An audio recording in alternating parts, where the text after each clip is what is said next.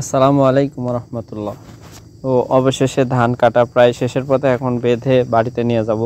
তো আমরা চলে আসছিলাম আমাদের ধানের জমিতে ধানগুলো বেঁধে নিয়ে বাড়িতে যাওয়ার জন্য।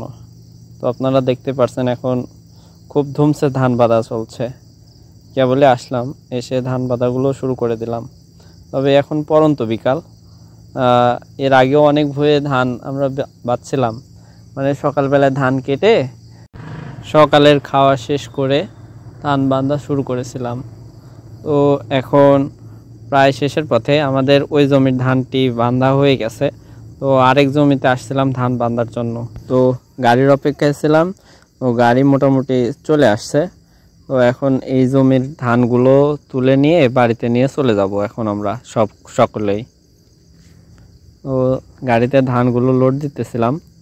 তো আসলে মাঠের ঘাটের কাজ করলে মনেও শান্তি লাগে, আর সকলের সাথে হাসি খুশিতে দিনও কেটে যায়, কোনোভাবেই ডিপ্রেশন কাজ করে না। তো ধানগুলো লোড দিতে দিতে আমরা একটু ক্লান্ত হয়ে পড়ছিলাম। তো সবাই দম নিতেছিল।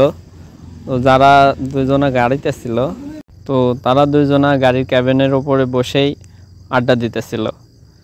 আর একটা ড্রাইভার, মূলত সবাই আমাদের আত্মীয় হয়, যে পানি খাচ্ছে এটি আমার আপন চাচাতো ভাই।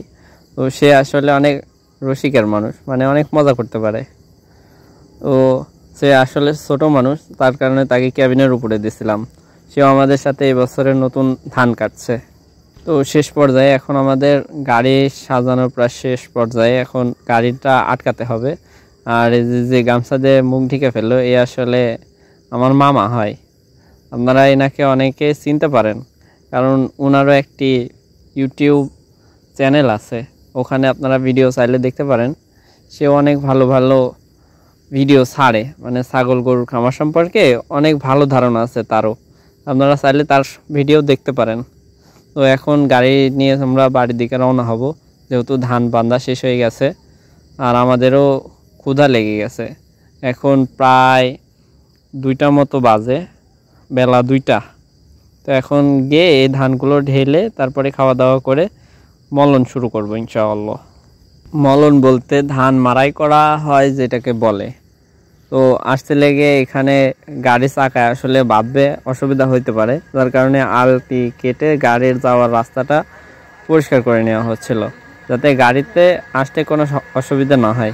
তো আলহামদুলিল্লাহ গাড়িটা ভালো ভালো উঠে আসলো। তো এখন এই ধানগুলো নিয়ে সরাসরি আমরা আমাদের খোলা, মানে যেখানে ধানগুলো মাড়াই করা হবে সেই জায়গায় চলে যাব। আসলে ব্যস্ততার সময় কাটাতে অনেক ভালো লাগে। যারা প্রিয় কৃষি প্রেমিক তারাই আসলে বিষয়টি বুঝতে পারবে।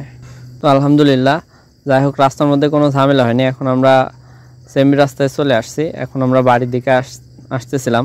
তো আমাদের জমি থেকে এই খোলা পর্যন্ত আসতে আমাদের 2 মিনিট সময় লাগছে। ঘড়ি ধরে দেখলাম, গাড়িতে আসতে আমাদের 2 মিনিট সময় লাগছে। তো এখন ধানগুলো গাড়ি থেকে ঢালা হচ্ছে। এই ধানগুলো ঢেলে আমরা এখন চলে যাব। আজকে আর এই ধানগুলো মাড়াই করা হবে না, মানে সময় যা বলছে।